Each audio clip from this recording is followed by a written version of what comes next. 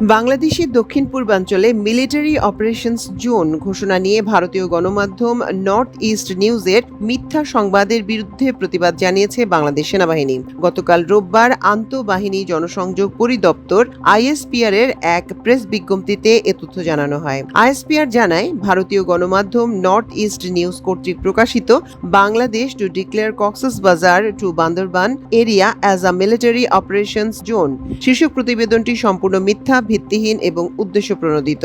এ ধরনের সংবাদ ভারতীয় কিছু গণমাধ্যমের পরিকল্পিত অপচেষ্টার অংশ, যার উদ্দেশ্য বাংলাদেশের অভ্যন্তরীণ স্থিতিশীলতা নষ্ট করা এবং সশস্ত্র বাহিনীর ভাবমূর্তিকে ক্ষুণ্ণ করা। প্রতিবেদনটিতে বাংলাদেশ সেনাবাহিনীর সন্ত্রাসী বা বিচ্ছিন্নতাবাদী গোষ্ঠীকে সমর্থন দিচ্ছে এ ধরনের ইঙ্গিত দেওয়া হয়েছে, যা একেবারে ভিত্তিহীন, অসত্য এবং এক ধরনের বিদ্বেষপূর্ণ অপপ্রচার। প্রমাণবিহীন এ ধরনের কল্পনাপ্রসূত সংবাদ একটি বৃহত্তর ষড়যন্ত্রের অংশ, যা জনমনে বিভ্রান্তি ছড়ানো এবং বিভেদ উস্কে দেওয়ার অসৎ উদ্দেশ্যে তৈরি করা হয়েছে।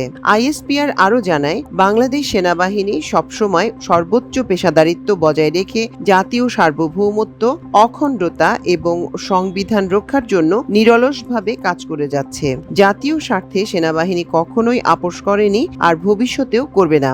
এ ধরনের বানোয়াট প্রতিবেদনকে সাংবাদিকতা বলা যায় না। এটি একটি সুপরিকল্পিত ও ধারাবাহিক কুৎসা রটনার অংশ।